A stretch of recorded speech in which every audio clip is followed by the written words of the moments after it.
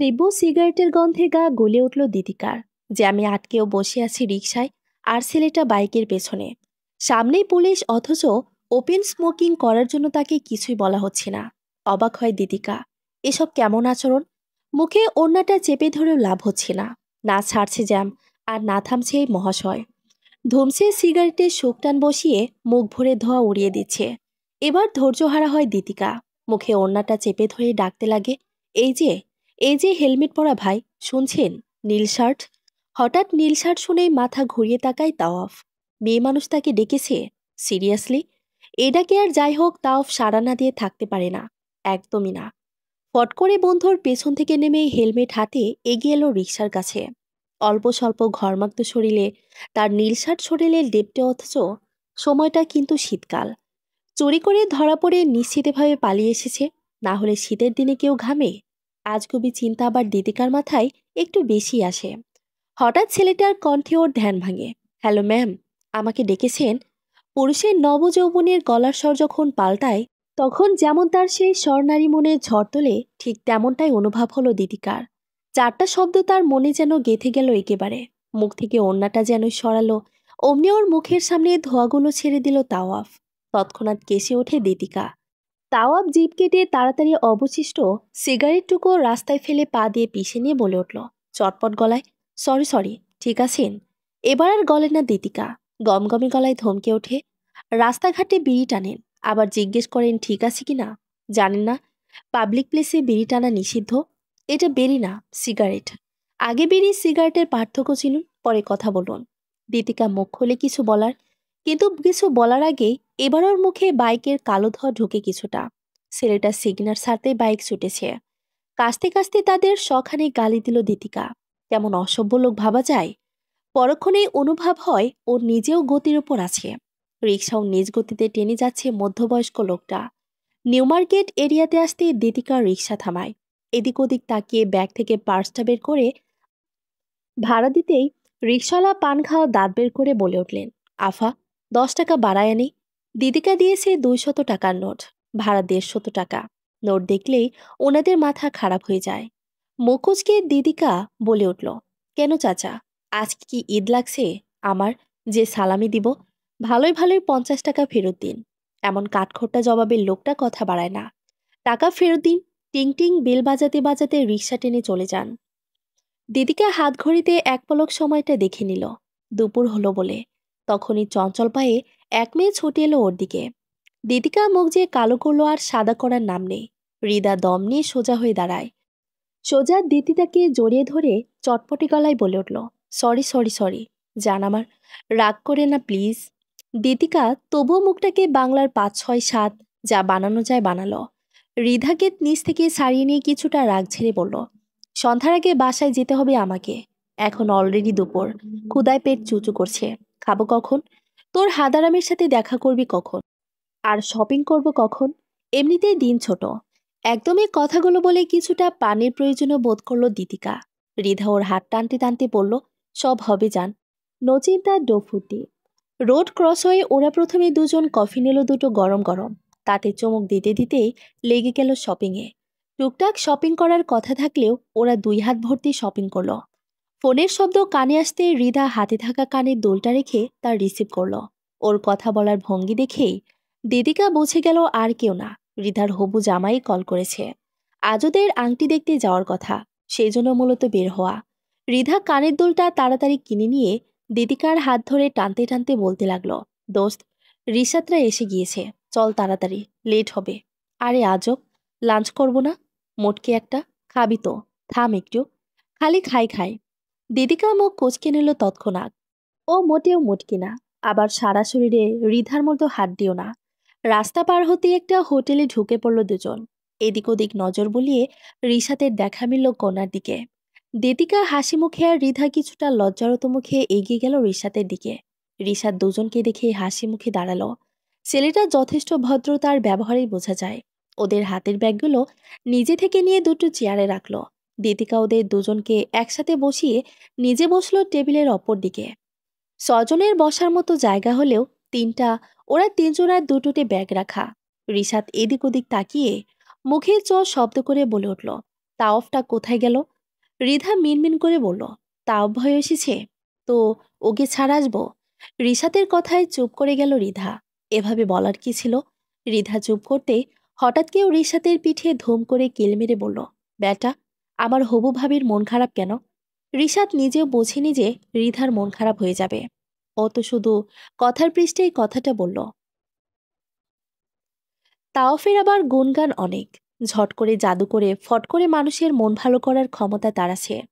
রিধাকে যেহেতু আগে থেকেই চিনা, তাই ফ্রি ভাবে কথা বলতে বলতে খালি চেয়ারটাতে বসে পড়ল। দিদিকা মুখ বিকৃত করে তাকালো।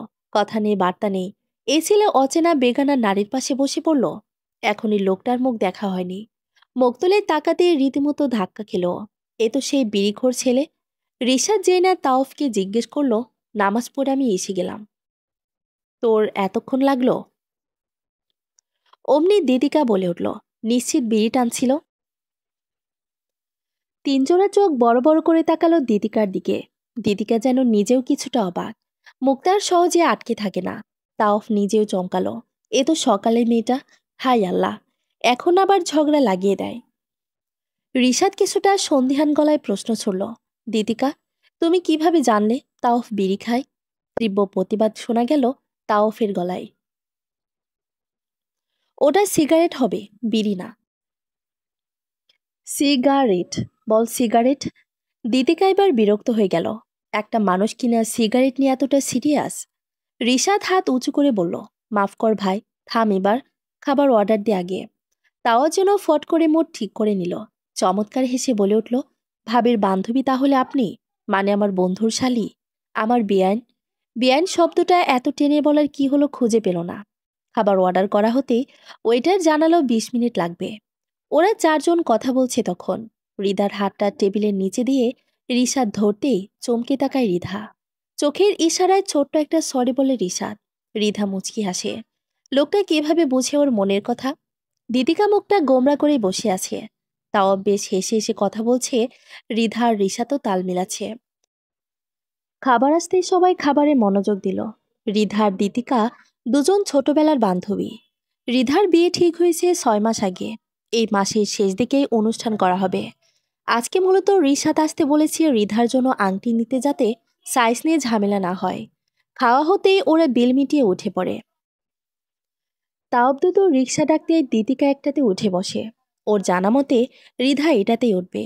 কিন্তু কে অবাক করে দিয়ে এক লাফে তাওয়াত উঠে বসল। দিতিকা তৎক্ষণাৎ নেমে যেতে নিলেও খেয়াল করল রিক্সা তার রিধা অলরেডি উঠে বসেছে অন্য রিক্সায়। রাগে দুঃখে দুটি গালি দিয়ে নিল দিতিকা। আফসোস ভদ্রতার খাতিরে মুখে উচ্চারণ করল নাও। ট্রিং ট্রিং শব্দ করে ঢাকা শহরের মেইন রোডে চলছে রিক্সা। বিকেল হওয়াতে আবহাওয়াটাও ঠান্ডা হতে শুরু করেছে। দুপুরের দিকে অবশ্য এতটা ঠান্ডা থাকে না। একদম জবুথুবু হয়ে বসে আছে দিদিকা। ওর পাশেই বসা এক অপরিচিত ছেলে। অথচ রীতিমতো সে আলাপ জমিয়েছে দিদিকার সাথে। দিদিকার দৃষ্টির সম্মুখে একে তো ঢাকা শহরের রিক্সাগুলো বেশ ছোট, তার মধ্যে তাও বসেছে একদম সাইড হয়ে। বিষয়টা ভাবনীয়। ছেলেটা মূলত পাশ হরিয়ে বসে, কিন্তু এই বিষয়ে ছেলেটা ভিন্ন। না চাইতেও টুকটাক কথা বলে দিদিকা। একজন মানুষ এত কথা বললে তো আর চুপ থাকা যায় না। বসুন্ধরার অপোজিটে নেমেই 4 জন রোড পার করলো। জুয়েলার্সের ওখানে গিয়ে জামাই বউ আর তায়াফ আংটি দেখছে।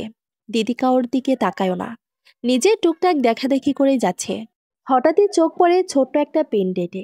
গোল্ডের একটা চেনের মাঝে দুটো রিং একত্রে করে আকর্ষণীয় একটা ডিজাইন করা। একটু নেড়ে চেড়ে দাম জিজ্ঞেস করে পুনরায় তা রেখে দেয়। ততক্ষণে রিধার রিসাতের আংটি নেওয়া শেষ। বিকেল শেষ হওয়ার পথে। সন্ধ্যা নামবে নামবে ভাব। দিদিকা একটু তাড়াহুড়ো করে যাচ্ছে। বেশি দেরি হলে বকা একটাও মাটিতে পড়বে না। কিন্তু নাছরবান্দা রিশাদ বিকেল হয়েছে, কফি না খাইয়ে ছাড়বে না। অবশেষে ওরা কফির জন্য বসলো। কফির কথা থাকলেও অর্ডার করা হলো অনেক কিছুই। মাগরিবের আজান কানে আসতেই এবার ভয় পেয়ে যায় দিতিকা। রিধাও তাড়া দেয়। রিশাদ বিল দিয়ে আসতে তাও বলে উঠল, দোস্ত, তোর শালি তো দৌড়ের ওপরে আছে, পারলে এখনই দৌড় দিত। দিদিকার ভয় আর রাগে যেন পেট গলিয়ে আসে।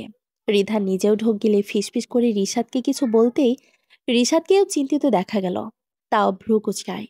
রিশাদ ইশারায় কিছু বলতেই তাও বলে উঠল, আমার বাইক এদিকটাই আছে, 5 মিনিটের নিচে নেমে দাঁড়া। শুক্রবার রাস্তায়ও জ্যাম নেই, তাড়াতাড়ি পৌঁছে দিয়ে আসবো। হ্যাঁ হ্যাঁ, এটাই ভালো হবে। দিদিকা অসম্মতি জানায়, দরকার নেই ভাইয়া, আমি যেতে পারবো, সিএনজি নিয়ে চলে যাব। রিধা ওর হাত টেনে সাইডে নিয়ে কিছু বলতেই দিদিকা রাজি হয়ে যায়। নিচে নেমেই তাওপের সাথে দিদিকাকে পাঠিয়ে ওরা দুজন একটা রিকশায় চেপে বসে। এখন একটু ঘুরবে দুজন। বিয়েটা অ্যারেঞ্জ হলেও তারা বিয়ের আগের কয়েকটা দিন প্রেম করবে। দিদিকা বাড়ির গলির সামনে আসতেই বলে উঠল, থামান থামান। তাওয়াফ ব্রেক করতে ও বলে উঠল, এখানে নামবো, এই গলিতে, বাসায় নামিয়ে দে। না না, দরকার নেই, আমি চলে যাব। হেই, কোনো সমস্যা বিয়ান? চলে যেতে নিলেও থেমে যায় দিতিকা। পিছু ঘুরে শাসনের ভঙ্গিতে বলে, দেখুন, মোটেও ইয়ান বিয়ান ডাকবেন না। মেয়ে দেখলে পাশে বসতে মন চায়, গা ঘেঁষতে মন চায়। কখন পাশে বসলাম? কিছুটা অবাক হয়ে জিজ্ঞেস করে তাওয়াফ। দিতিকা উত্তরে বলে ওঠে, খাবার সময় কে বসলো? রিকশায় কে উঠল? চোখ রাঙিয়ে তাকায় তাওয়াফ। ধমকে বলে ওঠে, এক থাপ্পড় মারবো বেয়াদব মেয়ে। টেবিলে তখন একটা চেয়ারে খালি ছিল, তাই বসেছিলাম। রিকশায় রিশাদ আর রিধাকে টাইম স্পেন্ড করার জন্য আপনার সাথে বসেছিলাম। গাধার মতো তো ঢ্যাং ঢ্যাং করে উঠে গেলেন। ওরা দুদিন পর বিয়ে করবে। এখনই সুযোগ, একটু একসাথে সময় কাটিয়ে নিজেদের জানা বোঝা। আর রইল গা ঘেঁষাঘেঁষি। ইমানের সাথে বলুন তো, একটাবারও ছোঁয়া লেগেছিল কিনা? দিদিকা চুপ করে মাথা নিচু করে নিল। তাও কিছু না বলেই বাইক ঘুরিয়ে চলে যায়। দিদিকাও দুরু দুরু বুকে বাসার দিকে হাঁটা দেয়। বাসায় ঢুকে চোরা চোখে আশপাশ পর্যবেক্ষণ করে দিদিকা। যেই না নিজের রুমের দিকে দৌড় দেবে, অমনি কেউ একজন গম্ভীর কণ্ঠে বলে উঠল, ওখানেই দাঁড়া, এক পাও আগাবি না। মুহূর্তেই থেমে যায় ওর পা। মাথা ঘোরানোর সাহসটুকুর বড্ড অভাব দেখা দিল। ওর মা এগিয়ে এসে মেয়ের গালে ঠাস করে এক থাপ্পড় বসাতেই দিতিকা মুখ নত করে নেয়। দৃশ্যটুকু দেখে ফেলে তাওয়াফ। হাজার হোক রাতের সময় এমন নীরব গলিতে একটা মেয়েকে অন্তত তাওয়াফ একা ছাড়তে পারে না। পারলে কোলে তুলে নিয়ে আসতো ও। যেহেতু দিদিকাদের বাসার মেইন গেট বরাবর সদর দরজা, তাই স্পষ্ট সবটা দেখল তাওয়াফ। একবার ভাবলো এগিয়ে এসে কিছু বলবে, কিন্তু পরক্ষণে মস্তিষ্ক জানান দিল যে পরিবার একটু দেরি হতে থাপ্পড় মারে, তার অন্তত ছেলে সাক্ষী পেলে একে জিন্দা দাফন করবে। ওর ভাবনার মাঝেই দ্বিতীয় থাপ্পড়টাও দিতিকার গালেই পড়ল। মেয়েটা তবুও মাথা নিচু করে দাঁড়িয়ে আছে। তাও এখনো দাঁড়িয়ে কথা শুনল না কিছুই। মেজাজ ভয়াবহ খারাপ হচ্ছে ওর। আরে ভাই, এত অ্যালার্জি থাকলে মেয়ে একা ছাড়ারই দরকার কি? এত বড় দামড়া মেয়ে, তাকে কিনে একটু দেরি হতে দুটো থাপ্পড় মারল। হঠাৎ ফোন বাজতে তাওব দেখল ওর জীবনের অন্যতম একজন ব্যক্তির ফোনটা করেছে। ঠোঁটে হাসি ফুটে ওঠে ওর। বউ লেখাটা ভাসছে স্ক্রিনে। রিসিভ করতে অপর পাশের মেয়েটি কিছু বলল। তাও ফেঁসে দিয়ে জানালো, সরি না জান, আসছি তো এখনই। আচ্ছা আচ্ছা বাবা, এখনই আসছি। কি বলো, সিগারেট? কসম জান, একটাও খায়নি। কথাগুলো বলতে বলতে পকেট হাতে একটা সিগারেট বের করে তা মুখে গুজে ফোনটা কেটে দিল। সম্মুখীন হতেই দেখলো সদর দরজা বন্ধ। ততটা মাথা না ঘামিয়ে নিজের বাইকে উঠে ম্যাচ খুঁজতে লাগলো। না নেই, আজ লাইটারও আনা হয়নি। একটা সিগারেট না টানলেও যে শোক পাওয়া যাচ্ছে না। বউ তার অপেক্ষায়। বইয়ের সামনে তো আর খাওয়া যাবে না। মুখটাও কেমন ম্যাচ ম্যাচ করছে। বুকটা হাহাকার করছে একটা শোক টানের অপেক্ষায়। হঠাৎ ওর নাকে সুমিষ্ট এক ঘ্রাণ পেল। মন ভরে তা টেনে নেয় তাওয়াফ। পাশে তাকাতেই দেখা মেলে এক যুবকের চার মুখে সিগারেট। সেই ঘ্রাণের আশপাশটা মৌমৌ করছে। তাওয়া বেহায়ার ন্যায় ডেকে উঠল, এই যে ভাই। ছেলেটা ঘুটঘুটে অন্ধকারে ঘুরে দাঁড়াতেই বাইকের আলোয় দুজনের মুখটা স্পষ্ট দেখল দুজন। তাওয়াফ অমায়িক হাসি দিয়ে সিগারেটটা বাড়িয়ে দিতেই ছেলেটা নিজের মুখ গুজে রাখা জ্বলন্ত সিগারেট থেকে ওর সিগারেটে একটু আগুন দিল। মুখে তা গুজতে গুজতে ধন্যবাদ জানিয়ে বিদায় নেয়। ছেলেটাও অবশিষ্ট সিগারেট পাশে সরে দিয়ে বাড়ির ভেতরে ঢুকে পড়ল। বাথরুম থেকে মুখ হাত ধুয়ে চাচাতো ভাইকে পড়াতে বসালো দীপিকা। ক্লাস 5-এ পড়া ছাদ বোনের দিকে তাকালো একবার। তার সুন্দর বোনটার গাল দুটো লাল হয়ে আছে। নাক মুখের অবস্থাও তাই। সাদ নিজেকে দেখছে চাচি ওর দিতা আপিকে মেরেছে। আজ বাবা আসলে সাদ বিচার দিবে তাকে। কেন চাচি মারে ওর বোনকে? সাদকে অমনোযোগী দেখেই দিদিকা কিছুটা রাগী স্বরে বলল, তাড়াতাড়ি এটা শেষ কর, না হলে বকা দিব। ঠোঁট উল্টে বইতে তাকালো সাদ। দিদিকা গভীরভাবে কিছু ভাবতে লাগলো। বাবা মায়ের প্রথম সন্তান দিদিকা, আবার বলা যায় প্রথম সন্তান মাহাদি ভাইয়া। দুই দিক থেকে দুজন থেকেই বড়। দীতিকার বাবা দুটি বিবাহ করেছিলেন। প্রথম হলো মাহাদি ভাইয়ের মা, দ্বিতীয় হলো দীতিকার মা, যাকে অনেকটা দীতিকার দাদার করার জোরে বিয়ে করেন ওর বাবা। দূর সম্পর্কের ফুফাতো বোনের মেয়ে ছিল দীতিকার মা, যার বিয়ের দিন যৌতুকের টাকা কম দেওয়াতে বিয়ে ভেঙে যায়। পরে না দীতিকার জোর করে ওর বাবার সাথে বিয়ে দেন। এদিক থেকে দীতিকা ওর বড় মাকে দোষ দেয় না, যদিও কোনোদিন ওর মা সম্পূর্ণ অধিকার নিয়ে বাঁচেনি। দাদা মারা যাওয়ার পর তো কথাই ছিল না। যদি ওর বাবা অবহেলা করেনি, তবে আগলেও নেননি, দায়িত্ব সম্পূর্ণ পালন করেছেন। হয়তো এখনো করেন। রোজ শুক্রবার তার পাঞ্জাবিতে মাটি দেখে দিদিকা বুঝে নামাজ পড়ে বাবা মায়ের কাছে যায় কবরস্থানে। দিদিকার মা মারা যায় ওর বয়স ১৩ থাকাকালীন। বড় মা অবহেলা করেন না, তথাতথি সৎ মায়েদের মতোই মারামারি করেন না, খাবার নিয়ে খোঁটা দেন না, ওই থাপ্পড় পর্যন্তই। এতটুকু ওর গায়ে পড়তো না যদি মাহাদি ভাই বাসায় থাকতো। তিনি থাকলে দিতি তাকে ফুলের টোকা দিবে কার সাহস? ওর ভাবনার মাঝে মাথায় টোকা পড়ে। মাহাদি দাঁড়িয়ে হাতে বক্স নিয়ে। দিদিকা মুখ খুলে কিছু বলার আগেই মাহাদির মাথা গরম হলো। তার কলিজার দুটো গাল লাল হয়ে আছে। এই থাপ্পড় নিশ্চিত ওর মা দিয়েছে। হাতে থাকা নিহারি আর গরম গরম তন্দুরি রুটিগুলো ধপ করে টেবিলে রেখে পা ঘোরায়। অমনি খপ করে ভাইয়ের হাত চেপে ধরল দিদিকা। লাল হওয়া চোখে তাকায় মাহাদি। দিদিকা চুপসে যায়, কিন্তু সাদ যেন সুযোগ পায়। মুখে তার খই ফুটতে থাকে। ভাইয়া, চাচি মেরেছে আপিকে, ২ গালে দুটো। আমি দেখেছি। ৩ সত্যি বলছি। মাহাদি এক পলক ছোট ভাইকে দেখে গলা উঁচিয়ে ডাকতে থাকে। মা, মা। দিদিকা ঝট করে উঠে দাঁড়িয়ে ভাইয়ের মুখ চেপে ধরে, কিন্তু লাভ হয় না। ততক্ষণে ওর মা দিদিকার রুমে এসে হাজির। তাড়াতাড়ি ভাইয়ের মুখ থেকে হাত সরিয়ে যথাসম্ভব দূরত্ব বজায় রেখে সরে যায় ও। ভীতু দৃষ্টিতে দেখে নেয় মাকে। ওর মা গম্ভীর কণ্ঠে প্রশ্ন করল, কি হয়েছে বাবু? এভাবে ডাকছিলি যে? মাহাদি যেন তেতে উঠে এবার। ঝাঁঝালো গলায় পাল্টা প্রশ্ন ছড়ে, ওর গায়ে হাত কেন তুলেছেন?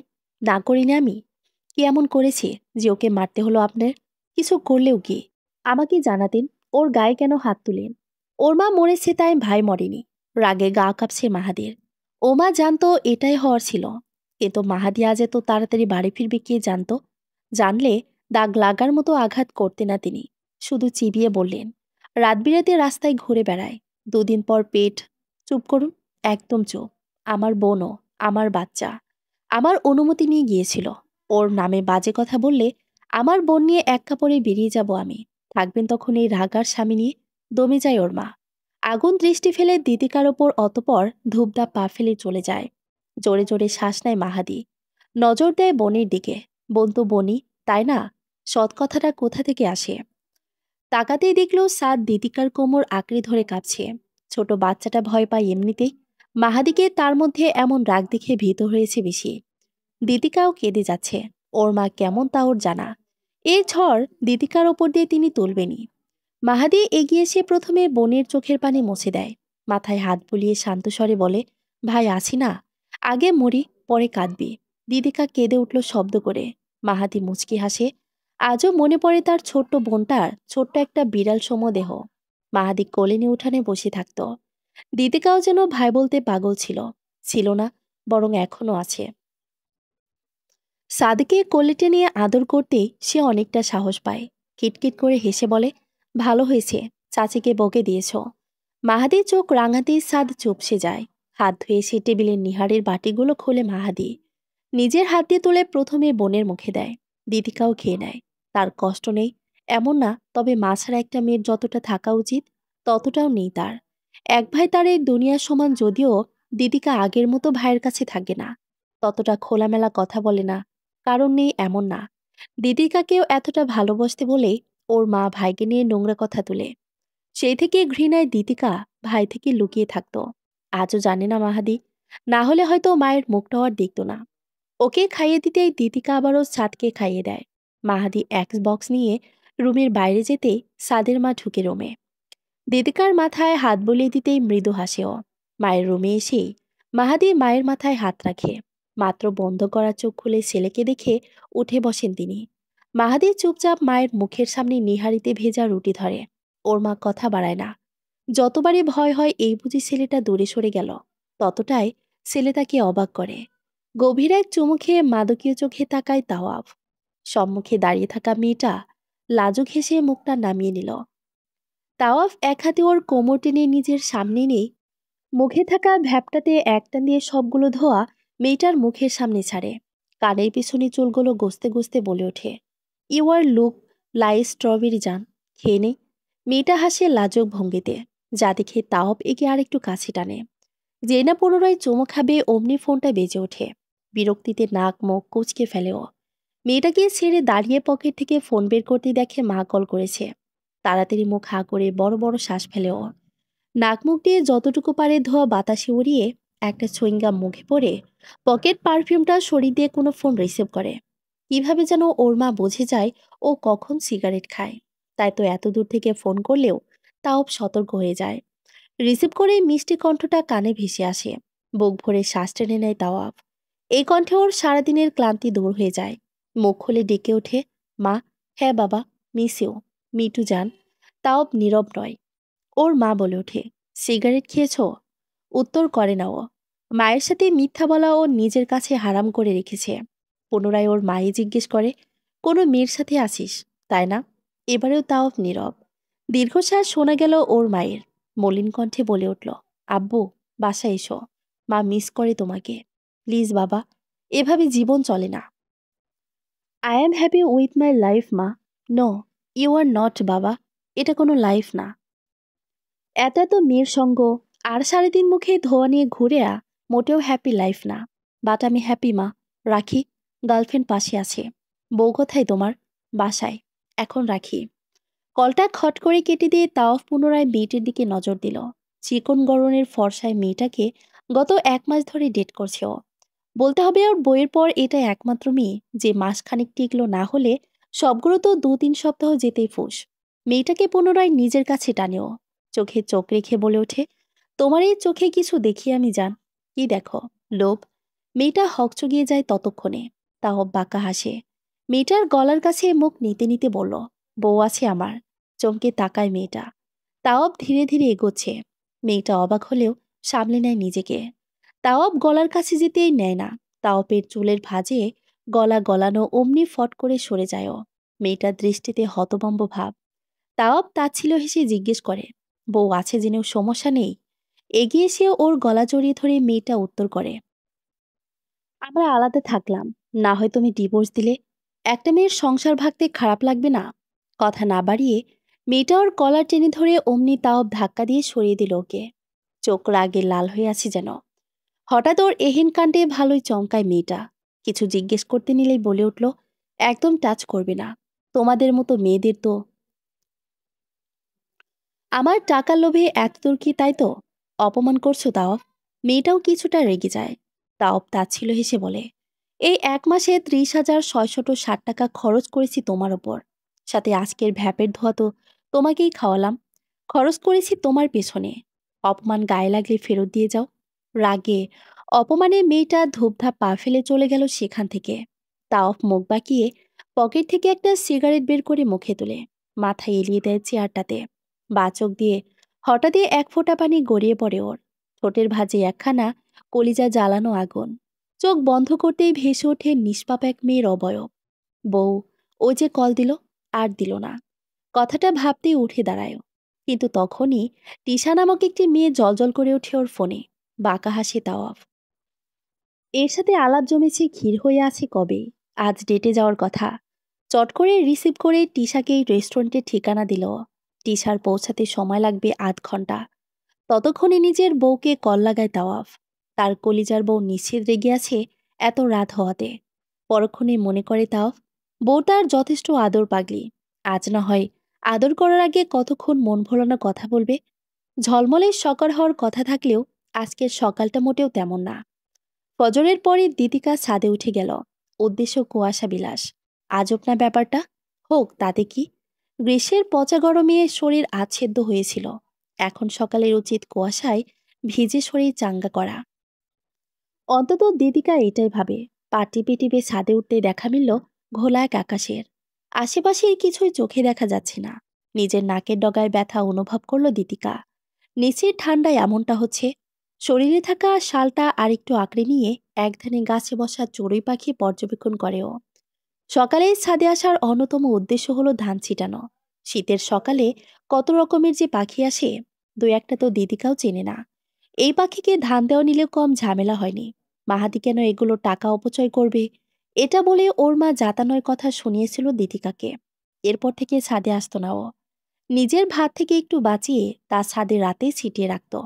তবে 2 দিন যেতেই ধরা খেয়ে যায় ও। সেদিন বাবার সামনে মা থাপ্পড় মেরে বলেছিল দিদিকা খাবার নষ্ট করে। বাবা চুপ থাকলেও তাণ্ডব ঘটিয়েছিল মাহাদি। ওর কানে কথাটা সাদ বাদে আর কে দিবে তা বুঝতে বাকি ছিল না দিদিকার। এরপর থেকে ছাদে ধান রাখা থাকে। মাঝে মধ্যে মাহাদি চিনাও এনে দেয়। পাখিদেরকে রোজ রোজ এক ধান ভালো লাগে? কথাটা ভাবতেই আনমনে হাসিও। নিজের ঠান্ডা হাতটা গালে রেখে শীতলটা অনুভব করে। গতরাতে বাবা এসেছিল ওর রুমে। ভেবেছিলেন হয়তো ও ঘুমে, তাই ডাকেননি। শুধু দিদিকার 2 গালে হাত বুলিয়ে চলে যান। দিদিকার আফসোস নেই, মা নেই। বাবা যতটুকু আদর করে সেটাই কি যথেষ্ট নয়? আচমকা মাথায় কারো স্পর্শে চমকে পিছনে তাকায় দিদিকা। মাহাদিকে দেখেই হেসে ফেলে বলল, তুমি এত সকালে?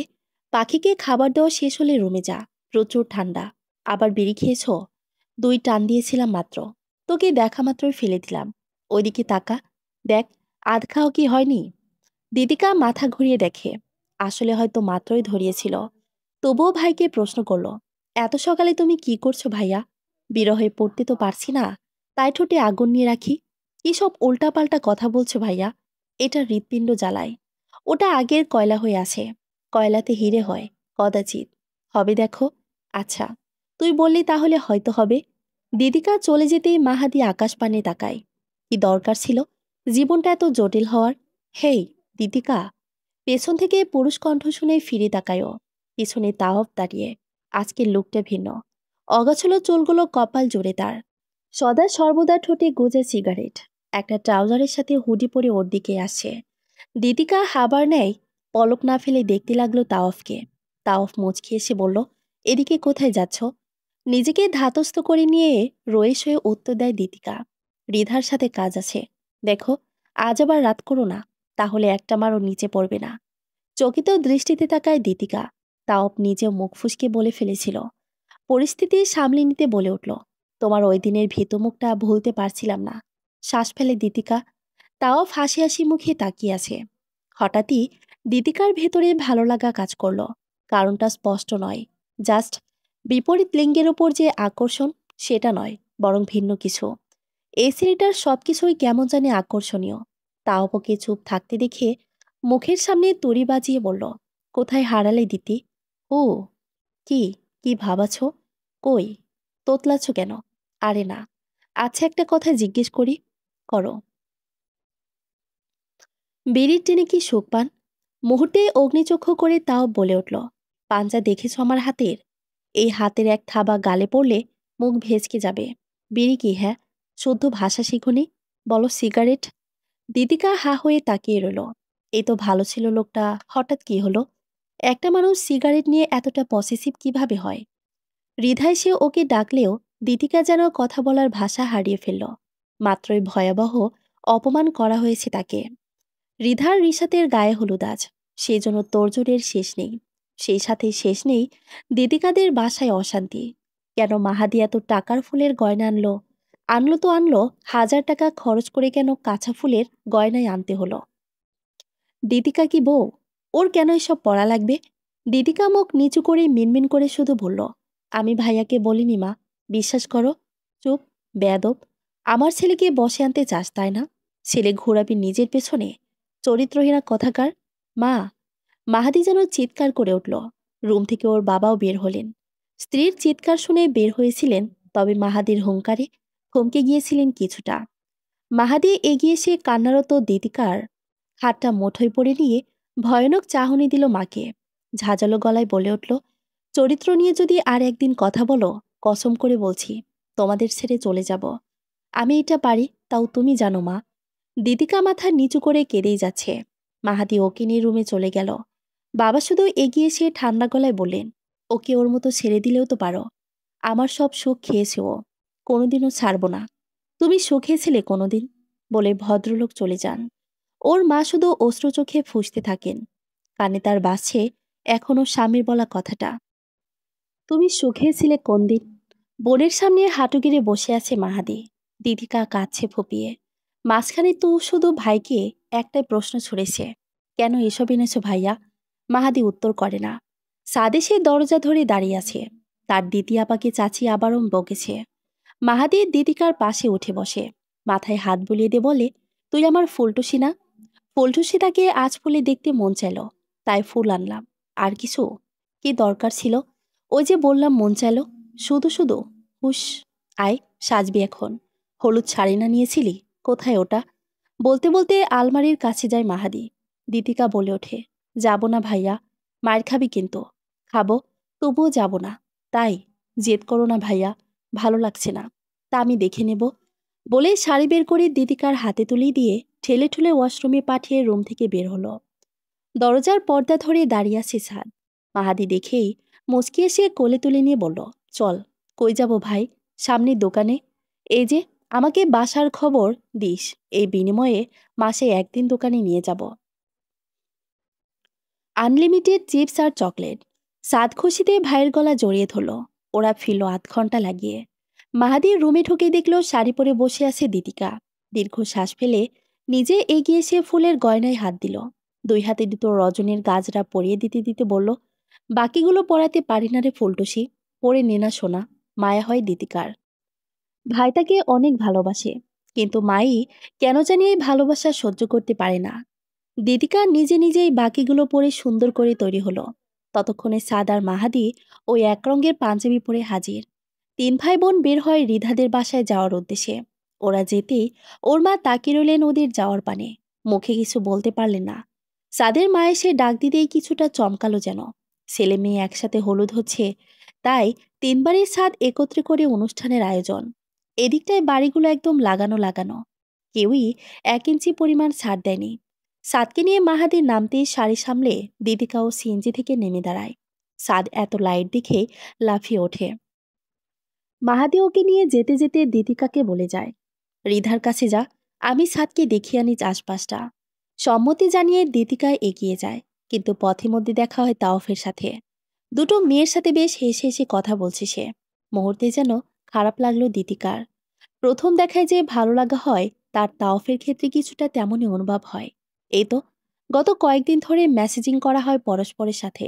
টুকটাক আলাপ জমেছে, যদিও ততটা না, তবে যতটা হলে দিদিকার মনে ভালো লাগার বীজ বপন করা যায়, ততটুকু কথা তো হয়েছে। তাহলে এই খারাপ লাগাটা কিসের? কেন দিদিকার সহ্য হচ্ছে না তাওফের এই মেয়েদের সাথে কথা বলা? নিজেকে শাসাতে চেয়েও পারে না ও। এই ছেলের সাথে আর কথা বলবি না এটাই ভেবে নিল, কিন্তু কাপল সায় দিল না। দিদিকা পাশ থেকে সরে যেতে নিলেই কর্ণগোচর হলো তাওফের পুরুষনালী কণ্ঠস্বর, আরে দিতি, এদিকে এসো। না চাইতেও ঘুরে দাঁড়ায় দিতিকা।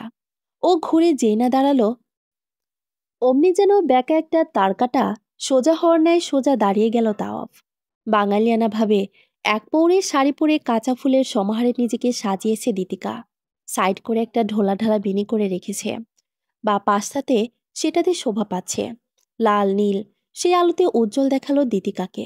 তাওফ কিছুক্ষণ তাকিয়ে রইল। দিদিকা হাঁসফাঁস করছে তখন। তাওফ কেন আজ পর্যন্ত এমন করে কোনো পুরুষ যদি তাকিয়েছিল তার দিকে? অবশ্য তাকানের সুযোগ দেওয়া হয়নি কাউকে। মাহাদি একাই যথেষ্ট তাকে প্রোটেক্ট করার জন্য। ওইদিকে হৈহুল্লোড় হলেও ছাদের কোনা ঘেঁষে যেই সাইডটা গিয়েছে, এটা একদম ফাঁকা। সেটাতেই হেলান দিয়ে দাঁড়িয়ে আছে তাওয়াফ। তার সম্মুখে ঠিক দিতিকা। তার মধ্যে কিছুটা জড়তা কাজ করছে, জানা নেই, কিন্তু তাওয়াফ তখন তাকে শুধু বলেছিল যাতে এখানে আসে। পকেটে হাত গুজিয়ে দাঁড়িয়ে আছে তাওয়াফ। দিতিকা এবার চুপ থাকতে পারল না। মুখ ফুসকে বলেই ফেলল, কতক্ষণ দাঁড়িয়ে থাকবো? যতক্ষণ আমি বলি। চাইলে কিন্তু দিতিকা বাঁকা উত্তর দিতে পারে, কিন্তু কেন জানি তার মন চাইল না। তাওয়াফ ছেলেটা ঠিক কেমন সেটাও বুঝতে পারছে না ও। মন শুধু জানে দিতিকার ভালো লাগা কাজ করছে। এই ভালো লাগার স্বাদ সে আগে পায়নি, কখনোই না। হঠাৎ ধীরে সুস্থে সোজা দাঁড়িয়ে তাওয়াফ মুখোমুখি দাঁড়ায়। ডান হাতটা বাড়িয়ে দিতেই 2 পা পিছালো দিতিকা। তাওফ হেসে ফেলে। দিতিকার ভ্রুতে তখন ভাঁজ। তাওফ এবারও এগিয়ে এসে ওর লম্বা বেনিটাতে হাত তুলে নিল। দিতিকা ঠায় দাঁড়িয়ে রইল, হয়তো হাব্বা বোঝায় চেষ্টায় আছে। ওকে অবাক করে দিয়ে তাওফ নিজের পাঞ্জাবির পকেট থেকে একটা একটা করে রজনীগন্ধা বের করে তা গেঁথে দিল বেনির মাঝে। সবগুলো গেথে যখনই ক্ষান্ত হলো, তখনই চোখ শীতল হয়ে এলো তার। এ যেন রূপ বাড়ল, খাঁচা মুক্ত হওয়া পাখি নেয় সৌন্দর্য তাকে ঘিরে। তাও আনমনে শুধু বলল, মাশাল্লাহ। এবার যেন লজ্জা পায় দীতিকা, দ্রুততার সাথে পা বাড়ায় সামনের দিকে। এখানে আর থাকা যাবে না, কিছুতেই না। ও যেতে যেতেই কানে এলো, এখন যাও, পাখি উড়ে নাও। এরপর তাওপের খাঁচায় আটকে নিব। শ্বাস আটকে দীতিকা চলে যায়। ভেতরেও ধুকপুক করছে রীতিমতো। এটা কি তবে তার প্রথম প্রেমের সূচনা হলো? যেন এলোমেলো বর্ণমালা তার দেহ জুড়ে ঘুরে বেড়াচ্ছে। মাহাদির সাথে ধাক্কা লেগেই থামি দীতিকা। মাহাদি এক পলক দেখে বলল, সুন্দর লাগছে আমার ফুলটুসিকে। দিন গড়িয়ে মাস, তেমন মাস গড়িয়ে বছর গড়ালো তাও দীতিকার প্রণয়ের। এত নারীদের সঙ্গ পাওয়া ছেলেটা এখন এক নারীতে আসক্ত। শুধুই কি আসক্ত, একেবারে যাকে বলে প্রেমাসক্ত। দীতিকার জীবন ধারাও বদলায়নি, আগের মতোই বাড়ির অবস্থা। তবে যতক্ষণ বাইরে থাকে, ততক্ষণ তার হৃদয়ের গভীরে ভালোবাসার টৈটুম্বর থাকে। এই তাওক নামক লোকটা তাকে যেন ভাসিয়ে নেয় স্বর্গীয় সুখে। সেদিন হলুদের অনুষ্ঠানের পর অতি লজ্জায় লাল হওয়া দীতিকা আর তাওয়াব মুখে হবার সাহস করেনি। কিন্তু অনুষ্ঠানে তো যাওয়ারই ছিল। সেদিনও তাওফের মুখোমুখি হতেই থমকে গিয়েছিল দীতিকা। তাওপের পৌরসুলভ আচরণ, যার সাথে মিশ্রিত থাকে নরম কণ্ঠ, গভীর হয়ে মাঝে মধ্যে রাগ করা, রাত বিরাতে কল দিয়ে কথা বলতে বলতে একসঙ্গে সূর্যোদয় দেখা, অথবা রাতের আকাশে তাকিয়ে অহেতুক তারা গণনা করার সবটাই দীতিকার জন্য ছিল প্রথম, নতুন। হাতে খড়ি দিয়েছিল দীতিকাকে তাওয়াফ। যেন ছোট বাচ্চাকে ধরে হাঁটা শেখানো হয়, ঠিক তেমনইভাবে ওকে প্রেম শিক্ষা দিয়েছিল তাওয়াফ। রোজ রোজ দেখা করা, বাক্য বিনিময়, বাসা থেকে লুকিয়ে ঘোরা, সবটাই করেছে দীতিকা। বিশ্বাস অর্জন তো তাওয়াফ সেদিনই করেছিল, যেদিন দীতিকা পাগল হলেও সামলেছিল তাকে তাওয়াফ। এই তো মাস ছয়েক আগের ঘটনা। তখন নতুন নতুন অনুভূতিতে ডোবা ডোবা প্রেম দীতিকার। সাথে চলছিল রিধার নতুন দাম্পত্য জীবন। একমাত্র বেস্ট ফ্রেন্ডের সাথে রিধা সবটাই শেয়ার করত। রোমাঞ্চিত হয়ে উঠত দীতিকা। ঘটনা এখানে না, ঘটনা ঘটে এক বিকেল কাশফুলে। শরৎকালের যখন সাদায় সাদায় কানা চারদিক, তখন দীতিকার তাও গিয়েছিল দিয়াবাড়ি। কাশফুলের মাঝে হারিয়েছিল এই প্রেম যুগল। যখন তারা একদম মাঝখানে, তখন তাওয়াফ হঠাৎ দীতিকার কোমর টেনে নিজের কাছে নেয়। অল্পতেই দুর্বল হয়ে যায় দীতিকা। তাওফকে আরো নিকটে চাইতে তাওফ আটকে নেয় তাকে। দীতিকার নিজের লজ্জা পেয়ে যায়। যেখানে আজকাল কিসিং ব্যাপারটাকে সবাই কমন করে ফেলেছে, সেখানে তাওফ তাকে অপবিত্রভাবে কোনো ছোঁয়া দিতে চায়নি। শুধু দীতিকার মাথায় চুমো দিয়ে বলেছিল, আমি অপবিত্র হলেও তোমাকে পবিত্র ছোঁয়া দেব। ব্যাস, দীতিকা গলে যায়। তাওফকে ভালোবাসা না শুধু, বরং সম্মানের দিক থেকে অনেকটা দিয়েছে ওকে। হাতে কিছু ছবি নিয়ে মূর্তি নিয়ে দাঁড়িয়ে আছে দীতিকা। তার মাথায় ঢুকছে না কিছুই। ছবিগুলো সব স্পষ্ট, এক একটাতে এক এক মেয়ে, কিন্তু ছেলেটা একজন। এতটা ক্লোজ, সব ছবি দেখে দীতিকার চোখ জ্বলে উঠল। আজ মাহাদিকে দেখতে মেয়ে পক্ষ এসেছিল। তিশা নামক মেয়ের সাথে কিন্তু মাহাদি রাজি না, কিছুতে বিয়ে করবে না সে। ওর মাও গো ধরেছিল। অবশেষে কসম দিয়ে মাহাদিকে দমিয়েছিল। আর দীতিকা খেয়েছিল দুটো থাপ্পড়। ওর জানা নেই মা কেন ওকে প্রহার করেছে। মাহাদি বিয়ে করতে না করাতে কেন দীতিকা মার খেল। এক প্রকার ঝড় বাড়িতে তাণ্ডব করে গিয়েছে। আজ তিশা মেয়েটাও এসেছিল সাথে। হবু শ্বশুরবাড়ি দেখা ছিল মূল লক্ষ্য। তবে দীতিকাকে দেখেই ওর কিছুটা চমকে তাকায়। সকলের কথার ফাঁকে দীতিকার কানে শুধু বলে যায়, জরুরি কথা আছে হবু ননদিনী। দীতিকা হেসে কথা বলেছিল তার সাথে। সেই টিসায় এখন তাপে ছবিগুলো পাঠিয়েছে। ৫-৭টা মেয়ের সাথে অনেক ক্লোজ ছবি তাওফের। ধরনগুলো অদ্ভুত। কারো মুখে ধোয়া ছাড়ছে তো, কারো আঁকড়ে ধরে আছে নিজের সাথে। এদের মধ্যে কাউকে চিনেও না, কাউকে না। টিসাওকে এসব পাঠালো। দিক হারা প্রায় দীতিকা। মাথার চুল খাবলে ধরে ফ্লোরে বসে পড়ে। না, মোটেও কাচ্ছে না ও। এতটুকু ভরসা, বিশ্বাস তাওপের ওপর তার আছে। লোকটার বদ অভ্যাস বলতে শুধু সিগারেট খাওয়া, আর কিছু না। দীতিকা জানে সেটা। মাথা মস্তিষ্ক একটু বোধ হয় শক্তি জোগাড় করে ফোন লাগায় টিসাকে। তিশা সেটা রিসিভ করতে কানে আসে রাগান্বিত স্বর। এসব কি পাঠিয়েছেন তিশা? ও মা, তুমি দেখনি? যার সাথে এত রংটং করছো, তারই ভিন্ন নারীর সঙ্গে থাকা ছবিগুলো। কি চাইছেন? কেন করছেন এমন? দেখো দীতিকা, তাওফ থেকে দূরে থাকো। ও মোটেও সুবিধার না। খেয়ে দিয়ে হাত মুছে ফেলার ছেলে তাওয়াফ। ১ মাসের বেশি কোনো মেয়ে টিকেনি ওর কাছে। তুমিও টিকবে না। So be careful. কথাগুলো বলে কলটা কেটে যায়। দিদিকা মুখ চেপে ধরে নিজের, সর্বোচ্চ চেষ্টা করে নিজেকে সংযত করে নেয়। এমন না সে শক্তি মস্তিষ্কের মেয়ে, আবার একেবারে অল্পতেও ভেঙে পড়ার মেয়ে না। কিন্তু ব্যাপারটা যখন তাও সম্পর্কিত, তখন যেন শিশুসুলভ হয়ে যায়। ছোটখাটো সকল আদরে আবদারগুলো তো ওই লোকটাই পূরণ করে। মাঝে মধ্যে যখন দিদিকা বাসা থেকে বকা খেয়ে বের হতো, তখন মাহাদি না থাকলে মাথার উপর ভরসার হাতটা তো তাওফি রেখেছিল, এখনো রাখে। লোকটার ওই সিগারেট পোড়া ঠোঁটো এখন দিদিকার পছন্দের। দিদিকা যখন মর্জি করে করে বলতো আর যাতে বিড়ি না খায়, তখন কি ভয়াবহভাবে না রেগে যায়। কিন্তু মিনিট দুই পরে আবার দিদিকার হাত দুটি ধরে বলবে, এটা দিয়ে বিড়ি না বলতে, আর এটা বছরের অভ্যাস, এত হুট করে ছাড়া মুশকিল। তবে আগের মতো 5 মিনিট পর পর খায় না। দিদিকাকে ভালোবেসে লোকটা ত্যাগ করেনি, অবশ্যই করেছে। অফিসের লাঞ্চ টাইমে শুধুমাত্র একটু দেখা করতে কি এত দূর ছুটে আসে? বন্ধের দিনে সারাদিন আরাম না করে কে তাকে নিয়ে ঘুরে বেড়ায়? কে তার মন গভীরে এতটা ডুব দিয়েছে? কে তার দুঃখে ভরা চোখের অস্ত্র নিজ হাতে মুছে বুকে আগলে নিয়েছে? কে তাকে নতুন সংসার পাতার স্বপ্ন দেখিয়েছিল? এই তাওফিত। তাহলে কেন শুধুমাত্র কিছু ছবির জন্য দিতিকা তাকে ভুল বুঝবে? আর তিশা তো বললই, 1 মাসের বেশি কেউ টিকে না। তাহলে দিতিকা তো গত 1 বছর ধরে আছে। 6টা ঋতু পাড়ি দিয়েছে একসাথে। আস্তে করে বিছানায় চলে যায় ও। এখন ঘুমাবে। সকালে তাওফকে জানাবে এসব।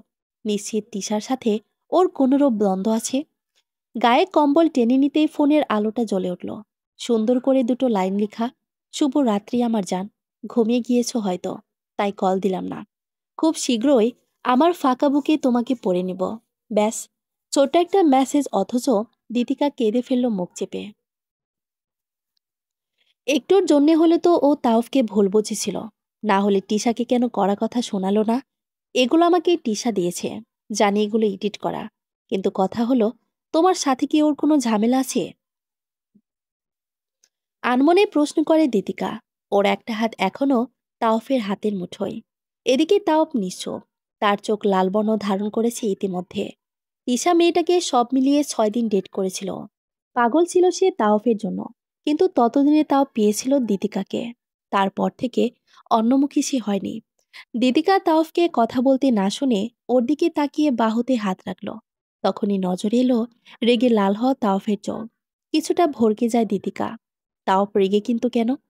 দিদিকা ভাবলো হয়তো এইসব ছবি দেখে রেগেছে, তাই তাড়াতাড়ি ফোনটা তাওফের হাত থেকে নিয়ে বলতে লাগলো, আরে রাগ করে না তো, আমি জানি তো মিথ্যে এগুলো। আচ্ছা, আমি সরি। শোনো, সত্যি এটা। আচ্ছা আচ্ছা বুঝলাম। তুমি। থেমে যায় দিদিকা, খেয়াল করেনি ঠিক মতো। জিজ্ঞেস করলো, কি সত্যি? এই মেয়েদের সাথে ডেট করেছিলাম আমি। কথাটা যেন কানে ঘন্টা নাই বাজতে লাগলো দিতিকার। কি বলল তাওয়াফ? কি শুনলো? ভাবলো রাগ থেকে বলছে ও? এত রেগে যায় কেন তাওফটা? দিদিকা ফোন পাশে রেখে তাওপের হাত ধরে 2 হাতে হাসি মুখে বলে, 100বার সরি প্লিজ। আমি একবারও ভুল বুঝিনি, বিশ্বাস করুন। রাগ করবেন না দয়া করে। আমার কি আছে আপনি বাদে? বলতে বলতে কিছুটা কেঁদে ফেলে দিতিকা। তাওপ তাকিয়ে রয় সেই মুখশ্রীতে। অর্নিমেষ একটা ঢোক গিলতেই ওর অ্যাডামস অ্যাপলটা উঁচু নিচু হয়ে উঠল। তবুও মুখে বলল, ওদের সাথে আমি সত্যি ডেট করেছিলাম দিতি, কিন্তু বিশ্বাস করো, এখন কেউ নেই। তাওপের চোখ বাচন ভঙ্গিতে স্পষ্ট যে সে মিথ্যা বলছে না। ঢোক গেল দিতিকা। চোখে অবিশ্বাস নিয়ে বলল, মিথ্যা? সত্যি? আমার ভালোবাসা, সেটাও সত্যি। আর আপনার ভালোবাসি। এই মেয়েগুলো ফ্যান্টাসি ছিল। কথাটা বলতেই দিতিকা তাওফের হাত ছেড়ে দিল। কান্নারত চোখে তাকিয়ে থাকে তাওয়াফের দিকে। ভাঙা গলায় শুধু বলে, আপনি তো জানতাম তাওয়াফ, আমি কতটা ভঙ্গুর ছিলাম। এই ভঙ্গুর মেয়েটাকে ভেঙে চুরমার না করলেও পারতেন। কথাটা বলে দৌড়ে বেরিয়ে যায় ও। তাওফের মস্তিষ্ক সচল হলো যেন। দৌড়ে পিছু নেয় ওর। ততক্ষণে দিতিকা সিএনজিতে উঠে চলে গিয়েছে অনেক দূর। তাও বাইকে চাবি ঢুকিয়ে পিছু নেয়। ওর হাত কাঁপছে রীতিমতো। একটু ভালো থাকতে চেয়েছিল ও। এই চাওয়াটা কি ভুল ছিল? সিএনজিটা বেশ এগিয়ে গিয়েছে। তাওফ এত দ্রুত বাইক চালিয়েও যেন ধরতে পারছে না। হঠাৎই তাওফের খেয়াল হলো ওর ভেতরে ফাঁকা ফাঁকা লাগছে। বহু বছর পর কিছু হারিয়ে যাওয়ার ন্যায় অনুভূতি হচ্ছে। কাছাকাছি এগোতেই সিগন্যাল পড়ে গেল। তাওফ এবার কিছুটা ভয় পেয়ে যায়। সবটা খুলে বলা হয়নি তাকে। ভুলভাল কিছু না করে বসে। তাওপের ভয়ে যেন ঘাম ছুটে যাচ্ছে। আশেপাশে না তাকিয়ে বাইকের গিয়ার বাজিয়ে সোজা চলে গেল। ট্রাফিক পুলিশ অফিসার কিছু বুঝে ওঠার আগে ওর বাইকটা অদৃশ্য হয়ে যায়। সামনে 4টা রাস্তা, কোনটাতে যাবে তাও? মাথাটাও খালি খালি লাগছে। বিড়বিড় করে শুধু বলছে, কোথায় কোথায় যাব? হঠাৎই ওর মনে পড়ে 4 মাস আগের কথা। সেদিন ছিল দীতিকার মায়ের মৃত্যুবার্ষিক। বাসায় থাকিনি দীতিকা সেদিন, সোজা চলে এসেছিল তাওফের কাছে। তাও কাজ পেলে সেদিন সারাটাক্ষণ ওকে নিয়েছিল। সন্ধ্যা গড়াতে যখন বাসায় ফিরবে তখন তাওফের হাত ধরে শুধু বলেছিল, আমিটাকে আপনার হেফাজতে দিয়ে দিলাম তাওয়াফ। কোনোদিন যদি আমার হেফাজত থেকে অব্যাহত নেন তাহলে সেদিন আর দীতিকা বাঁচার জন্য ছটফট করবে না। কথাগুলো মনে পড়তে তাও বিভ্রান্ত হয়ে গেল। দীতিকার কিছু হলেও নিজের বাঁচার আগ্রহ হারিয়ে ফেলবে। বরাবর রাস্তা ধরে ব্রিজ, কি মনে করে ওদিকে ছুটল তাওয়াফ। চারদিকে কুয়াশায় আচ্ছন্ন। ব্রিজের নিকটে গেলে তাও ভরকে যায়। সামনে অদূরে ব্রিজের ওপর দাঁড়িয়ে দীতিকা। তাওয়াফ চতুর মানুষ, এখন দীতিকা ওকে দেখলে লাফিয়ে পড়বে। আস্তে ধীরে পেছন থেকে যেই একদম কোমর আঁকড়ে টেনে নিচে নামায়। চিল্লাতে থাকে দীতিকা।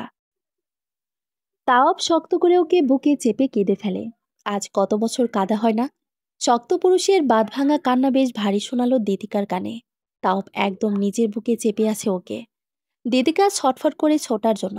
তাওব ছাড়ে না, কান্নার সাথে সাথেই ডাকায়, দিদি ছাড়ুন, ছাড়ুন আমাকে, নোংরা পুরুষ, স্পর্শ করবেন না আমায়, ছাড়ুন। তাওব ছাড়ে না, বরং আরেকটু কাছে টানার চেষ্টা করে। দীতিকার কাঁধে মুখ গুজে কাঁদতে কাঁদতে বলে, কিছু হয়ে গেলে কি করতাম আমি? কেন দাঁড়িয়েছিলে ওখানে? যান, ছাড়ুন। ওহো, নোংরা হাতে ধরবেন না, কথা শুনুন, ছাড়ুন। যান, শান্ত হও, কথাটা শুনো। দীতিকা অশান্ত হয়ে গেল মুহূর্তেই, কিছুতেই শুনবে নাও। তাওপের বুকের দিকে সজোর দাঁত বসাতে তাওপ মুখে অল্প আর্তনাদ করে উঠল। আহ বলে ওঠে। সেই সুযোগেই দীতিকা ওকে ধাক্কা দিয়ে দৌড়ে চলে যেতে নেয়। তাওপ বুকে হাত দিয়ে ডলতে ডলতে রাখতে থাকে, দিদি, দিদি ওয়েট। দীতিকা শোনে না। তাওপ নিজে উঠে দৌড় নেয় ওর পিছু। অল্পতে ওকে ধরে ফেলে। দীতিকা ছটফট করতে করতেই সজোরে চড় মারে তাওয়াফ। টলমলে চোখে তাকায় দীতিকা। তাওফ এবারে ওকে বুকে চেপে ধরতে হাউমাউ করে কেঁদে ফেলে দীতিকা। ফলে দৃঢ় হয় তাদের বন্ধন। দীতিকা কেঁদেই চলেছে, সঙ্গে পাল্লা দিচ্ছে তাওফ নিজেও। দীতিকা থেমেছে কিছুক্ষণ হলো। তাওফ তখনও ছাড়েনি। শান্তির নিস্তব্ধতায় ঘেরা চারিদিক। সেই নিস্তব্ধতার মাঝে শোনা গেল তাওফের গলা। আমার জীবনে অনেক নারী এসেছে দিতি, কেউ আমাকে ভালোবেসে আসেনি বা থাকিনি। সবাই আমার টাকা ভালোবেসেছে। তুমিটাই কিভাবে যেন ভিন্ন হলে, আমাকে ছুঁড়ে ফেলতেন। ওই যে বললাম না, তুমি তা ভিন্ন।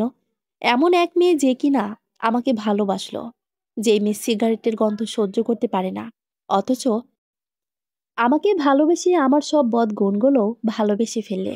তিশা ভালোবাসে আপনাকে, আমার টাকাকে। মনে হচ্ছে না তুমি ততটা বুঝলে এটা হয়তো বলতে না। এরা কেউ আমাকে ভালোবাসেনি জান। সবাই স্বার্থপর। নারী মানে স্বার্থে ভরপুর, অথচ তুমি তা বরাবরই ভিন্ন। সব নারী স্বার্থপর। আমার মা আছে না, মায়েরা কখনো স্বার্থপর হয় না। হয়, আমার মা হয়। যে মা নিজের 6 বছরের ছেলেকে তার মায়ের কাছে রেখে অন্য পুরুষ বিয়ে করে দেশের বাইরে সেটেল হয়ে যায়, জানে ছেলেটার বাবা নেই, তাকে রেখে কিভাবে যায়, সে মা কি স্বার্থপর না? দিদিকা চুপ করে গেল। তাও পুনরায় বলল, আমার বাবা মারা যাওয়ার পর মা 2 মাসের মধ্যে চলে গিয়েছিল আমাকে ছেড়ে। তুমি বলো, 6 বছরের সদ্য বাবাহারা ছেলেটাকে কেউ কিভাবে ছেড়ে চলে যায়? দীতিকার বুক ভার হয়ে এলো, তবুও মুখে বলল, তাই বলে এত এত মেয়ের সাথে? উম আবার ভুল ভাবছো তুমি। তারা আমার টাকা ভালোবেসেছে, এসেছে, চলে গিয়েছে, ব্যাস। আমিও যদি। চুপ, একদম চুপ। কি বলবে আমাকে ছেড়ে চলে যাবে? এত সোজা? আমার জীবনের চন্দ্রবিন্দু তুমি দিতি, তোমার পর কেউ না। দীতিকা অবাক হয়ে জিজ্ঞেস করল, এর মানে আমার আগে 27 জন ছিল? ভরকে ওঠে তাওয়াফ। চটজলদি উত্তর করে, না না, তাহলে গাধে কি সাদে বলি? দীতিকা চুপ রইল। তাও পুনরায় বলা শুরু করল, চন্দ্রবিন্দু। বাংলা বর্ণমালার যেমন শেষ, তেমনি আমার জীবনে তুমি শেষ নারী দিতি। দিদিকা তাকিয়ে রইল তাওফের চোখে। মানুষের জিহ্বা মিথ্যা বললেও নাকি চোখ কখনো মিথ্যা বলে না। কথাটা সত্যি। ভণ্ডামি, কপটতা, ছল কিংবা প্রেম সবটাই কিন্তু চাহনিতেই বোঝা যায়। সামনের জন বুঝতে পারল না, সেটা হলো দেখার বিষয়। দিদিকা তাকিয়ে বোঝার চেষ্টা করে, আগেও করেছিল। ওর কখনো মনে হয়নি তাও মিথ্যা বলছে বা এখন বলছে। এত এত নারীর সাথে ছলনা কি আদৌ তাওফ করেছে, নাকি ছলনাময়ী ছিল ওইসব নারীগুলো? প্রশ্নটা জটিল, ভীষণ জটিল। দিদিকার ছোট্ট মাথাটা এত জটিল প্রশ্নের উত্তর দিতে পারল না। হয়তো সেই 6 বছর বয়সে পাওয়া আঘাতটা তাকে নারী বিদেশী করে তুলেছিল। পরবর্তীতে জীবনে নারীদের আগমনগুলো দায়ী ছিল। কেউ তাকে ভালোবেসে আছে রয়নি, রয়েছিল তার টাকা পয়সা দেখে। কিন্তু সবকিছুরই তো একটা শেষ থাকে। চন্দ্রবিন্দু থাকে প্রতিটি মানুষের জীবনে, যার পর আর নেই কোনো বর্ণমালা। বারবার ফিরে তাকিয়ে তাওফের চোখের গভীরতা অনুভব করে দীপিকা। আচমকা ঠোঁটে হাত দিয়ে ভঙ্গুর কণ্ঠে বলে ওঠে, এই ওষ্ঠে কত নারীর ওষ্ঠারে ছোঁয়া লেগে আছে। তাওফের খারাপ লাগলো, ভীষণভাবে খারাপ লাগলো। এমন না, অনুশোচনা তার হয়নি। যতবারই দীপিকার হাতটা ধরত, ঠিক ততবারই মনে হতো তার হাতসহ প্রতিটা অঙ্গেই একটা নারীর অধিকার করার কথা ছিল। অথচ তাওফ কিনা এত এত নারীতে মত্ত ছিল। দীপিকা উঠে দাঁড়ায়, পা বাড়ায় সামনের দিকে। তাওফ জানে দীপিকা ফিরে আসবে, ওর কাছে আসবে। দীপিকার মা মুখে বেফাঁস গালি দিয়ে যাচ্ছেন। পেছনে বাবা বসা, ওর চাচি দাঁড়িয়ে এক সাইডে। সাদ এখানে নেই, ওর মা রুমে রেখে এসেছে। মাহাদি এখনো বাসায় ফিরেনি। দিদিকা মাথা নিচু করে দাঁড়িয়ে আছে। কিছুক্ষণ আগেও সোজা ওর বাবার সামনে এসে তাওফের কথা জানিয়েছে, সাথে এটাও বলেছে যে তাওফকেই ও বিয়ে করবে। এ কথা শুনতেই ওর মাতের এসে দুটো থাপ্পড় বসিয়ে দেন ওর গালে। ওর বাবা চুপ রইলেন, কিছুই বললেন না। তখনই মাহাদি বাসায় প্রবেশ করে। সবাইকে জট বেঁধে দাঁড়িয়ে থাকতে দেখে আর দীপিকাকে মাথা নিচু করে থাকতে দেখে বুঝলো কিছু হয়েছে। এগিয়ে সে দীপিকার সামনে দাঁড়িয়ে বলল, কি হয়েছে? কেউ বকেছে তোকে? দিতি, তাকা আমার দিকে। দিদিকা সরল চোখে ভাইয়ের পানে তাকাতেই মাহাদির যেন রক্ত ছলকে উঠল। গাল দুটোতে পুরো লাল দাগ পড়ে গিয়েছে। দিদিকার হাতের পাঞ্জাটা নিজের হাতে ধরে রাগী গলায় জিজ্ঞেস করল, আপনি আবার ওকে মেরেছেন? ওর মা আজ দমল না। দ্বিগুণ তেতে উঠে বলে উঠল, দুদিন পর মুখে চুলকানি মাখাবে এই মেয়ে, এখনই নিজের পেছনে দামড়া দামড়া ছেলে ঘোরায়। আমার কথা তো ওই দিন বিশ্বাস করলি না, এখন বোঝ। মাহাদি গম্ভীর কণ্ঠে বলল, মুখ সামলান মা, ভালো হবে না। খারাপের বাকি আছে কিছু? মাহাদি উত্তর করতে নিলেই গম্ভীর কণ্ঠে ওর বাবা বলে উঠলেন, মাহাদি থামো। মাহাদির কথাগুলো গিলে নিলেই শোনা যায় দীপিকার গলা, আমি তাওফকে ভালোবাসি ভাইয়া, তাকেই বিয়ে করব। ঘটনায় কি ঘটলো বোঝা গেল না, তবে দীপিকার কান ঝাঁঝা করে উঠল। মাহাদির চোখ দিয়ে পানি পড়ছে।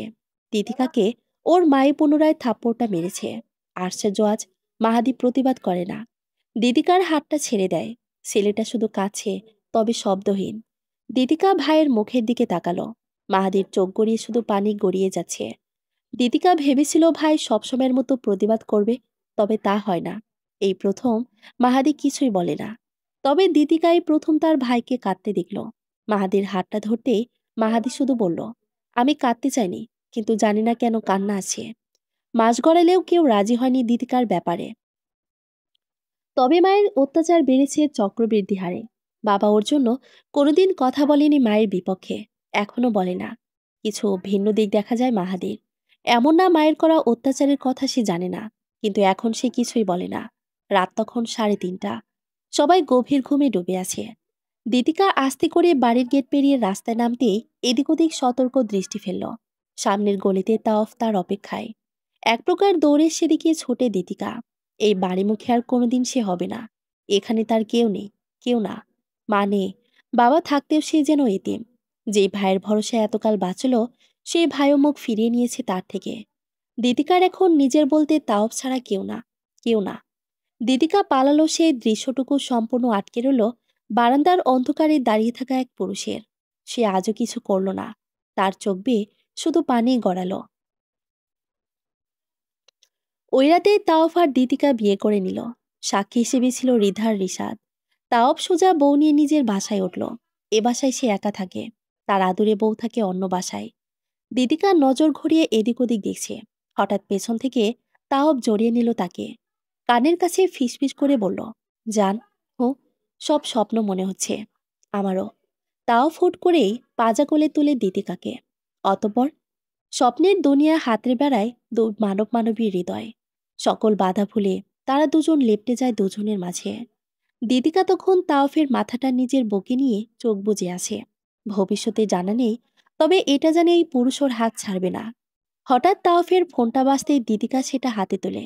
জলজল করে লেখা, সেখানে বউ। দিদিকার বুকে যেন তীর বিঁধল। হঠাৎই মনটা বলে উঠল, সে কি আদৌ চন্দ্রবিন্দু? মোটামুটি ছোট্ট একটা ফ্ল্যাটের বাইরে দাঁড়িয়ে তাওফ আর দিদিকা।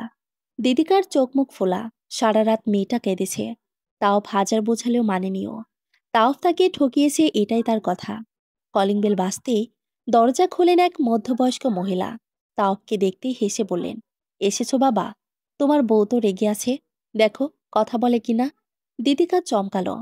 ভদ্রমহিলা কি জানে দিদিকা তাওফের দ্বিতীয় বউ? দিদিকার হাত ধরেই ভেতরে গেল দুজন। একটা রুমের সামনে যেতেই কিছুটা চমকায় দিদিকা। সম্পূর্ণ গোলাপি রঙের রাগানো রুমটা, একদম এ টু জেড সব গোলাপি। গোলাপি বিছানার চাদরে বসে আছে সুন্দরী এক কন্যা। তাও পেছন থেকে চোখ ধরতেই মেয়েটার মুখে হাসি ফুটে ওঠে, পরক্ষণে রাগ করে বলে, কে? ছাড়ো বউ। মেয়েটা কেঁদে ফেলে। তাও তাকে বুকে জড়িয়ে কেশিন মাথায় হাত বুলায়। দিদিকা হা করে সব দেখিয়ে যাচ্ছে। তখনই ভদ্রমহিলা বলেন, অবাক হচ্ছ? এরা এমনই। এই রাগ, এই পানি, এই বাচ্চাটা। হ্যাঁ, ওই তাওফের বউ। ক্যান্সারে আক্রান্ত সে। তাওফের সাথে কোনো রক্তের সম্পর্ক নেই। অথচ দেখো, কাউকে ছাড়া কেউ বাঁচে না। এই অভিমান, এই ভালোবাসা। আমার ছোট্ট বাচ্চাটা কতই না বছর বলো, সবে 7 বছর, অথচ ডক্টর বলে দিয়েছে বাঁচবে না আর বেশি দিন। দিদিকা যেন জানপ্রাণ অবাক হয়। গতকাল রাত থেকে কত কিনা বলেছে ও তাওফকে, এমনকি তালাকের কথাও বলেছে। অন্তত কারো ঘর সংসার ভাঙার মেয়ে দিদিকা নয়। নিজের পাশে তাওফের উপস্থিতিতে ধ্যান ভাঙে ওর। তাওফ শুধু ওর চোখে তাকিয়ে বলল, আমার এই ঠোঁট অনেক ঠোঁট স্পর্শ করলেও এই দেহের ভাগ শুধুমাত্র তোমার কাছেই সঁপেছি দিদি। দিদিকা মাথা নিচু করে নিল। গত রাতের রাগে, কষ্টে অনেক কথাই সে তাওফকে বলেছিল। ট্রেনের বগিতে বসে আছে ছোট্ট একটা বাচ্চা ছেলে। এই তো বছর 2 হবে তার। তার পাশেই তার মা বাবা। বারবার গোল গোল চোখ করে আশেপাশের জায়গাটা দেখছে সে। জানালার বাইরে হাত দিতেই দিদিকা তা সরিয়ে দিল। ছেলেটা আবারও একই কাজ করতে রাগী গলায় দিদিকা বলল, তাওহিদ, ব্যাস, দুষ্টমি সব বন্ধ। দিদিকা এদিক ওদিক তাকিয়ে বলল, তোমার পাপা কোথায় গেল বলো তো? বাবুটা মুখে অস্পষ্ট স্বরে বলল, পাপা? ওই তো পাপা। তাওফ ছেলেকে কোলে তুলে নিয়ে বসল। তখনই ট্রেন সাইরেন বাজিয়ে ছুটে চলতে শুরু করেছে। তাওফ ছেলেকে একটা চিপসের প্যাকেট ছিঁড়ে তার মুখে একটা একটা করে দিচ্ছে। দিদিকা জানালা দিয়ে বাইরে তাকিয়ে হঠাৎ কোমরের দিকে নিজ পুরুষের স্পর্শ পেয়ে পাশ ঘুরে তাকালো। তাওফ হেসে ছেলের অগোচরে দিদিকার গালে চুমু খেল। ট্রেন ছুটে গিয়েছে অনেকটা। দিদিকা তাওফের কাঁধে আর তাওহিদ বুকে ঘুমিয়ে আছে। তাওফ জানালার বাইরে তাকায়। আজ এত বছর পর মায়ের কাছে যাচ্ছে, যেটা দিদিকার। তাওহিদকে দাদি ডাক শিখিয়েছেন। এত বলার পর আর তাওফ না করতে পারেনি। তাদের এই 2.5 বছরের সংসারটাও কম না। এত এত ভালোবাসা আর সুখে পরিপূর্ণ। সত্যি, তাওফের চন্দ্রবিন্দু এই দিদিকা, যার আগমনে সে পরিপূর্ণ। আর কারো আসার সম্ভাবনা নেই। হঠাৎই চিৎকার চেঁচামেচি শোনা গেল। তাওপ কিছু বুঝে ওঠার আগেই পরিস্থিতি বদলে গেল। ট্রেনে আগুন লেগেছে, এই কথাটাই কানে শুনল শুধু। অতপর চারিদিকে সেকেন্ডের ব্যবধানে ছাড় ছড়িয়ে গেল। দীপিকা নিজেও এত চিল্লাচিল্লিতে উঠে যায়। আশেপাশে তাকিয়ে পরিস্থিতি বোঝার চেষ্টা করে, কিন্তু ততক্ষণে জল গড়িয়ে বহুদূর। হাহাকার লেগে গেল মুহূর্তেই। বের হওয়ার রাস্তা পায় না তাওয়াফ। সব দিকে আগুন জ্বলে যাচ্ছে। দিদিকা কান্নারত গলায় বলতে লাগলো, তাওয়াফ, তাওয়াফ, তাওহিদের নাক ধরো, আমার ছেলেই ধোয়ায় মরে যাবে। তাওয়াফ ছেলেকে বুকে চেপে ধরল। তার কলিজার টুকরো তখনও গভীর ঘুমে। দিদিকার হাত চেপে ধরে বের হতে নিলেই হঠাৎ বড় একটা লোহা জাতীয় কিছু পড়ল দিদিকার ওপর। মুহূর্তে লুটিয়ে পড়ে ও। তাওয়াফ যেন ঘটনায় কিং কর্তব্যে বিমর। ওর চোখের সামনে ওর দিদির দেহটা ভারী এক কিছুর নিচে। গলা ফাটিয়ে চিৎকার করে তাওয়াফ। এক হাতে ছেলেকে বুকে চেপে সে লোহাটা সরাতে চায়। অসম্ভব গরম সে লোহা। তাওয়াফের হাতের চামড়া পুড়ে গেল ততক্ষণে। এদিক ওদিক ছোটাছুটি লোকজনের। 2-1 জন মরে পড়ে আছে এদিকে। কালো ধোঁয়ায় শ্বাস নিতে পারল না তাওয়াফ। জানালাটা ধরে বসে পড়ল। ডাকতে লাগলো গলা ফাটিয়ে, দিতি, এই দিতি, ওঠো, জান আমার, ওঠো না কলিজা। দিদিকার অর্ধদেহ তখনও ভারী লোহার নিচে। তার চোখ বন্ধ, মুখে মৃত্যু যন্ত্রণা। প্রাণ কি নেই সেই দেহে? আর দিদি কি তাকে ছেড়ে চলে গেল? হঠাৎ তাও বুকে খেয়াল করল, ওর ছোট্ট সোনাটা নড়ছে না। কালো ধোঁয়ায় ডুবে থাকায় তাওব দেখল না কিছু। ওর পায়ের দিকে গরম লেগে ততক্ষণে চামড়া পড়ে গিয়েছে। কাঁদতে কাঁদতে ডাকে তাওব, পাপা, এই পাপা, ওঠো, তাকা। বাবার কলিজা তাকা না। তাওহিদ তাকায় না। তাওব পাগল হয়ে ওঠে, পাগলের মতো কাঁদতে থাকে। কি পেলি মা ছেলে? ওঠ, দুইটা এখনই ওঠ। এই পাপা, ওঠ না রে কলিজা। দিতি তোমার ছেলে ওঠে না। ওকে ধমক দাও আজ, কিছু বলবো না। ওঠে না কেউ। তাওব গলা ফাটিয়ে কাঁদতে থাকলো। আধারের মাঝেই ছেলের মুখটাতে চুমু খেতে খেতে পাগলের ন্যায় কাঁদতে লাগলো। আশেপাশের লোকজন হইচই করছে। প্রাণ বাঁচার তাগিদে সবাই তখন তাদের কাছে সাহায্য চাইছে। তাওব শুনছে সবটা, তবে তার মস্তিষ্ক কাজ করছে না। পায়ের উপর দীতিকার অর্ধদেহ, বুকে ছেলেটার নিথর দেহ, আশেপাশে লাশ পড়ে আছে। জানালা দিয়ে যখন তাওফের অর্ধপোড়া হাতটা ধরে কেউ টান দিতে গেল, তখন শুধু শোনা গেল, আমার চন্দ্রবিন্দু এভাবে ছিল বুঝি? সকাল হয়নি এখনো, সবে ভোর 4টা। রেললাইনের পথ ধরে খালি পায়ে হেঁটে চলেছে মাহাদি। তারই পাশে সাদ। মাহাদি এদিক ওদিক তাকায়। তার বয়সী অনেকেই হাঁটতে আসে এখানে, তবে ফজরের পর, এই সময় না। মাহাদি আরও সামনে যেতে নিলেই সাদ তার হাতটা ধরে। মাহাদি করুণ চোখে তাকাতেই সাদের যুবক কণ্ঠ শোনা যায়, আর না ভাই, অনেক দূর এসেছো আজ, চলো এবার। আর একটু চলি। একটুও না ভাই, চলো বাসায়, বলে হাতটা ধরল। মাহাদি কথা বাড়ালো না। বেশি পথ এখন হাঁটতে পারে না ও। কতই বা বয়স হলো? এই তো মাত্র 40। আজও অভ্যস্ত এই রেল লাইনের। রোজ আসা হয়। মনে হয় দিতি এখানে। তার আর তাওফের ছোট অংশটাও এখানে। সেদিন দিদিকা বাসা থেকে যখন পালায়, তখন তা মাহাদি দেখেছিল। থামায়নি ওকে। কারণ ওই দিন দিতিকা ওর মা মাহাদির কথা শুনে ফেলেছিল। মাহাদি যখন আকুল আবেদন করে দিতিকাকে চাইছিল ওর বাবার থেকে, মাহাদি ওর আপন ভাই না। ওদের যেমন মাও এক না, তেমনি বাবাও এক না। দিদিকার বড় ফুপির ছেলে মাহাদি। ওর বড় মায়ের সন্তান হচ্ছিল না বলেই ওর দাদা দিতিকার বাবাকে দ্বিতীয় বিবাহ করান। তবে বড় মার শর্ত দিয়েছিলেন, ওর বাবাকে কোনোদিন তার সন্তানের কাছাকাছি যেতে পারবে না। হয়েছিল ওটা।